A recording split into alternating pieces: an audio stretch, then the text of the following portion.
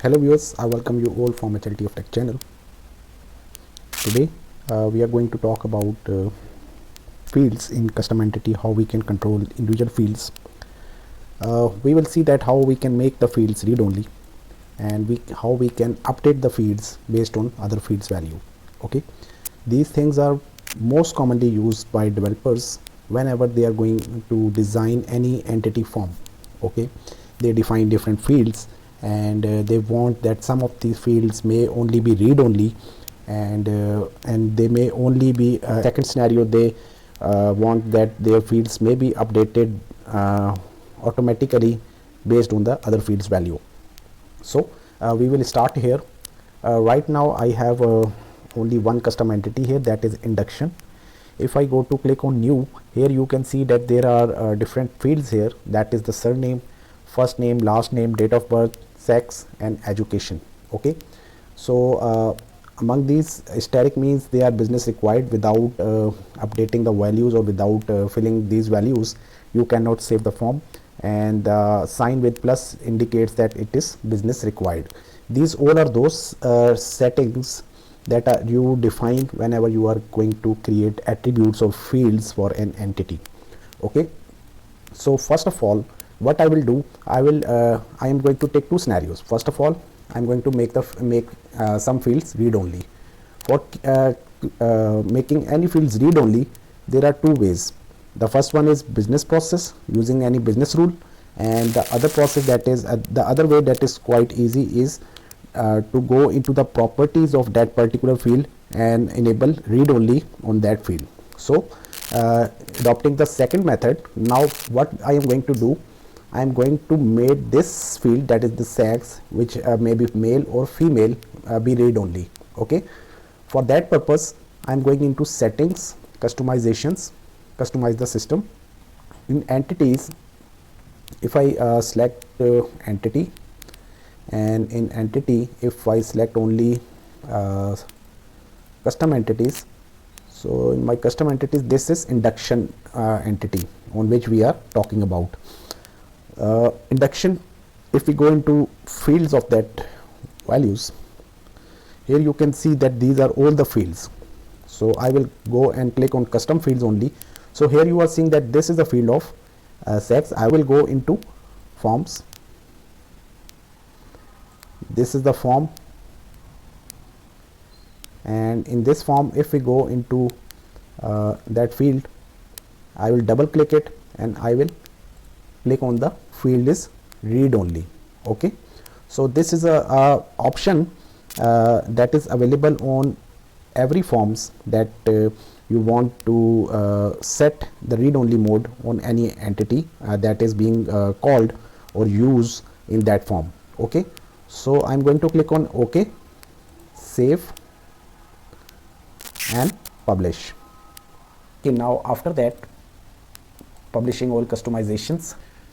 Now if we refresh the page,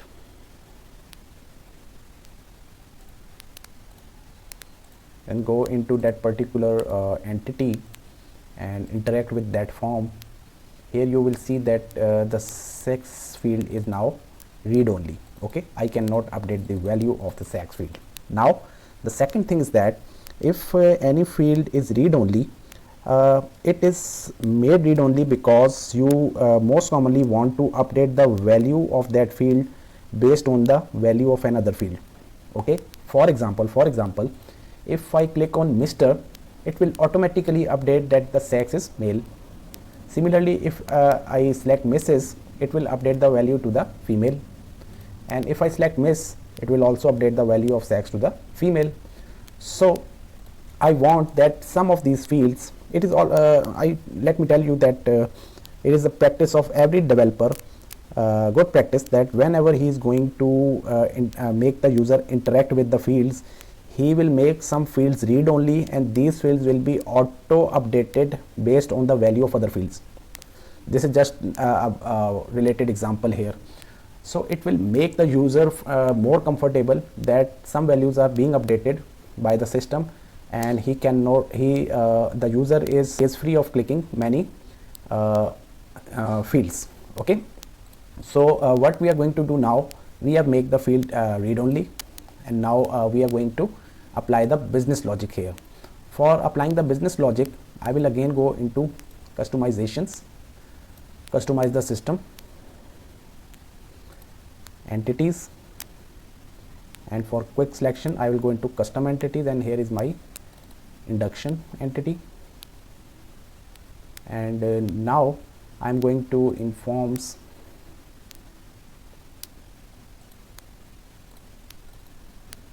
I will go into the main form, and I will apply a business rule here. Okay, the business rule will be that whenever the value of surname is updated, it will automatically change the value of the sex attribute to the male or female depending on the value of the surname. So it's a very simple business logic. So I will click on new business rule. Here I am going to create a condition. First of all, the condition name will be surname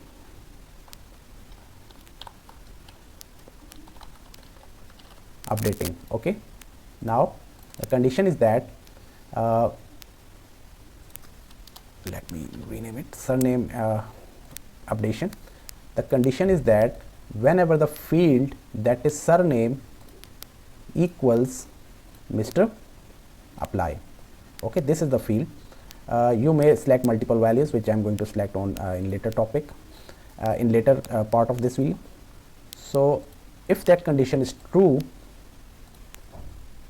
I will add action that will be set field value. Okay,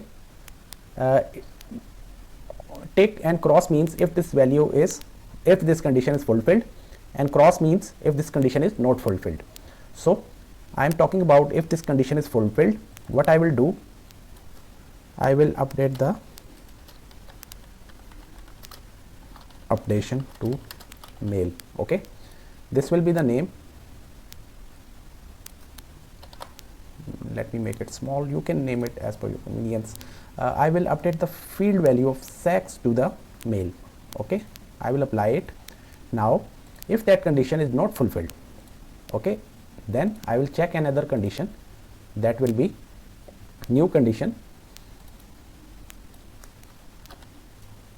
surname equals Mrs. oblique Miss. Okay, now this is my second condition, that if the user select Mr. or Miss, what will happen, we are going to say that in that condition, if entity surname equals Mrs., Mrs. or Miss, okay, I am going to apply it, and if that condition is fulfilled, I will set the field value that is here, and the set field value will be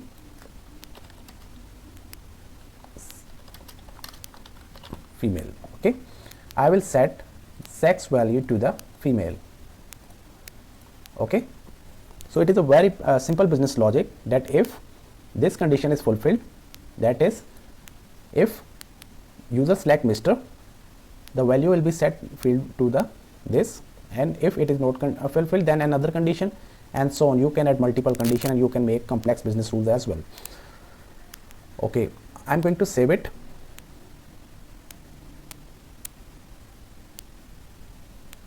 Okay, after saving, I am going to validate it. Validate means if some error is there in the business rule, that is this condition, it will tell me that validation is failed, and it will tell me the reason as well.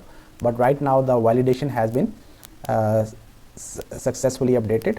Now I am going to activate it.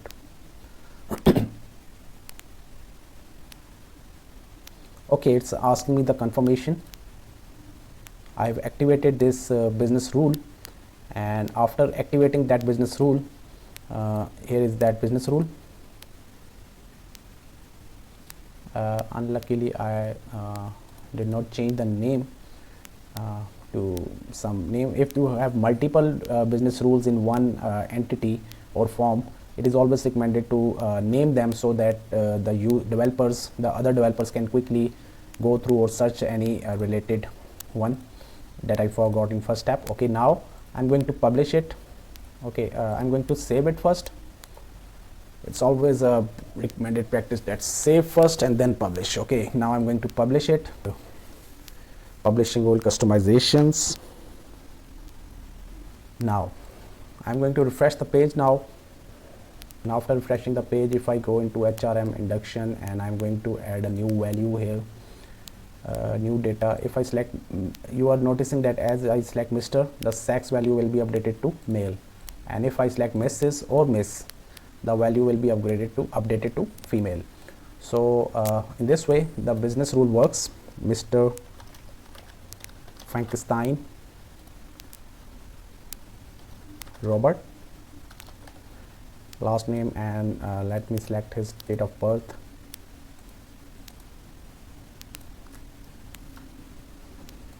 Quickly going to the that date of birth. Let's say this is his date of birth and this is his education, and if I click on save, here you will notice viewers that the sex value is still read only and it has been updated now.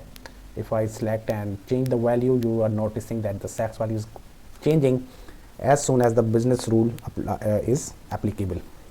So this is a small demonstration, and I hope this works for the new junior developers who are going to start their career in Dynamics CRM. And I thank you all viewers for watching this video, and subscribe my channel and enjoy watching more videos.